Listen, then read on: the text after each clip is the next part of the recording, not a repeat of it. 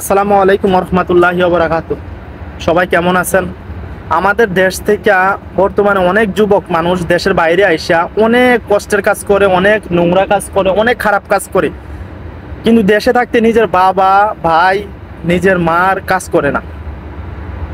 তো বাপের কষ্ট যে কি, যখন পোলা পায় নিজের বাপ মার হোটেল থেকে বাড়ি অন্যজনের কাজ করে, তখনই বুঝতে পারে যে বাপ মা কাকে বলে, বাপ মার যে কত প্রকার ও কি কি। কিন্তু দেশে থাকতে বোঝে না যে নিজের বাপের সাথে যাইয়া ধান খেতে কাজ করতে চায় না, নিজের বাপের সাথে নিজের ঘরের কাজ করতে চায় না, নিজের জমিনে কাজ করতে চায় না। কিন্তু দেশের বাইরে আইসা মানুষ কত পরিশ্রম করে। আমাদের দেশের যারা তরুণ আছে, আমি তাদেরকে একটা কথা বলতে চাই, ভাই নিজের কাজ কইরা নিজের কাজের মতো মজা, নিজের কাজ কষ্ট হইলেও কেউ কিছু বলে না। আপনি যদি অন্যের এর চাইতে ব্যাংকে বসে টাকাও গনেন, এইটাও পরের একটা গোলামি।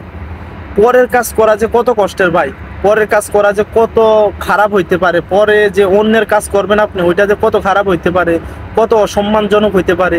কাজ করা ভালো, কিন্তু আমি মনে করি যে দেশে যারা আছেন, দেশে যারা তরুণ যুবক আছেন বা আমাদের মতো যারা আছেন, আমাদের সাথে কম বয়সী বেশি বয়সী যারা আছেন, আমি সবাই বলতে চাই ভাই, যারা এখনো বৈশা ফোন নিয়ে ব্যস্ত, বিভিন্ন ধরনের নানান রকম কিছু নিয়ে ব্যস্ত, আমি তাদেরকে বলতেছি আপনি যে কোনো একটা কাজ করেন। হয়তো মুরগির ফার্ম দেন, নয়তো গরু ফার্ম দেন, নয়তো হাঁসের ফার্ম দেন, নয়তো গরু পালেন, ছাগল পালেন, কৃষি খামার করেন, তরু তরকারি করেন, যেইটা ভালো লাগে, শাকসবজি চাষ করেন, যে কোনো একটা কিছু করেন। এর চাইতে অনেক ভালো অন্য দেশে যাই আপনি অন্যের কাজ করবেন এসির নিচে বসে, তার চাইতে অনেক ভালো নিজের বাবা মা ভাই বোন সবারই দেখতেছেন। আমি মনে করি এই কাজটা অনেক উত্তম।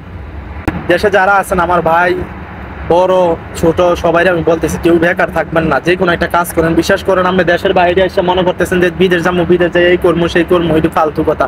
বিদেশ যে আপনি পারবেন, কিন্তু ভাই অন্যের কাজ করার সাথে নিজের কাজ করা ভালো, নিজের বাবার সাথে কাজ করা ভালো, নিজের ভাইয়ের সাথে কাজ করা ভালো, নিজের ঘরের কাজ করা ভালো। কৃষি জমিতে আলু চাষ ইত্যাদি ধান চাষ করা ভালো। নিজের কাজ আপনি করেন, নিজের কাজ করে কখনো সে ছোট হইতে পারে না। আর বর্তমানে আমাদের তরুণ যারা আছে তারা কি করে, ফোন নিয়ে অনেক ব্যস্ত। ফোন নিয়ে ব্যস্ত না থাকে ভাই, মুরগির ফার্ম, হাঁসের ফার্ম ইত্যাদি আপনি কৃষি কাজ করেন, যে কোনো একটা কাজ করেন, ছোট থেকে উদ্যোক্তা হন, ইনশাল্লাহ আপনি সফল হবেন। আপনার জন্য আমিও দোয়া করি, পুরো দেশবাসী দেখবেন দোয়া করবো, ইনশাল্লাহ আপনি ভালো একটা পর্যায়ে যাইতে পারবেন।